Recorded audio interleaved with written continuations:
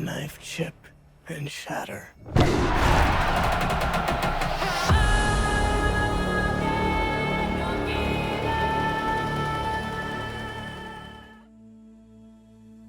So, Dune Part 2 is finally here, and honestly, what a perfect way to start the year off for films.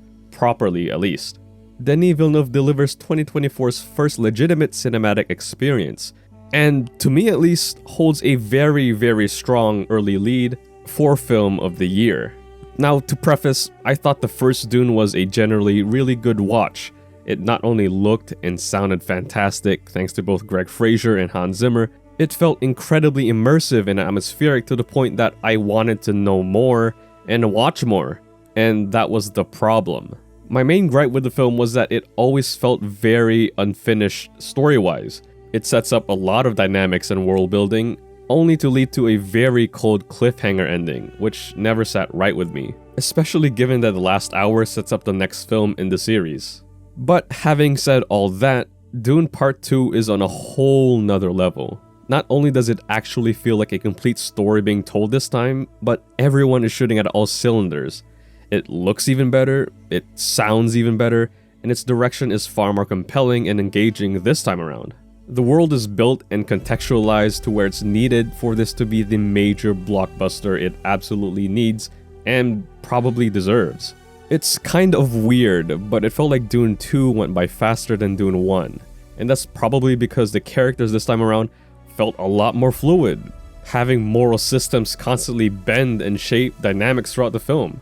Paul Atreides is one of these characters who felt very bland and static throughout the first Dune, kind of going through the motions and not really taking charge of the story to make something impactful. That very much changes here, given that he literally has to put the story on his back, because the story 100% needs to flow through him. And it makes both the story and the characters around him much more alive. Speaking of, Zendaya's Johnny and Rebecca Ferguson's Lady Jessica get a massive boost in their characters in helping aid Chalamet's Muad'Dib. Albeit through different belief systems and sides, still they both help to better mold him through the end of the film. Not only does Villeneuve improve the characterization of people from the last film, he's also rounded the film out with an outstanding supporting cast consisting of Austin Butler, Florence Pugh, Léa Seydoux, and much more. I did have criticisms on Paul being such a static character in the first film, mainly because he is the protagonist, but Butler's Feyd-Rautha was fantastic. Ruthless with an edge is what I'd describe him, and what the film itself describes him as.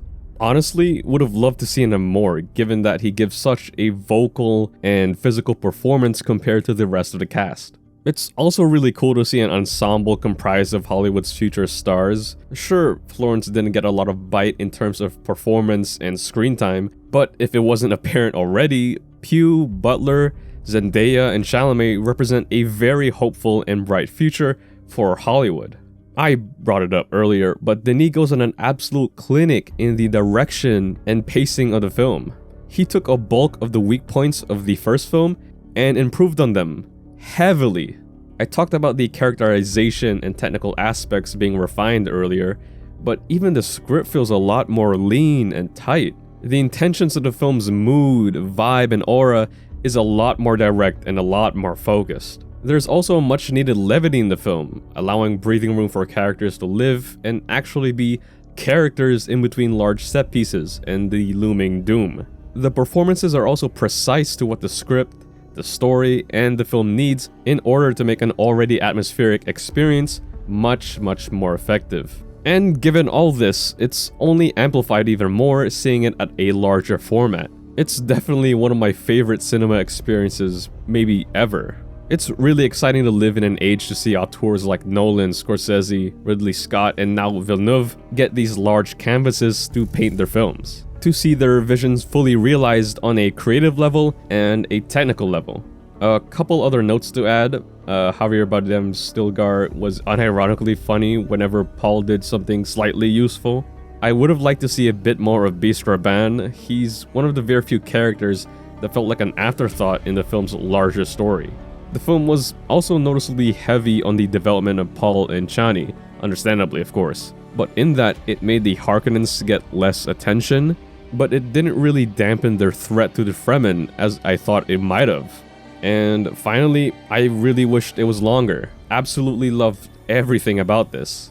I'm feeling a very strong 5 out of 5 on Dune Part 2. This is one for the ages. Leave your thoughts down in the comment section below, like and subscribe, and thanks for watching.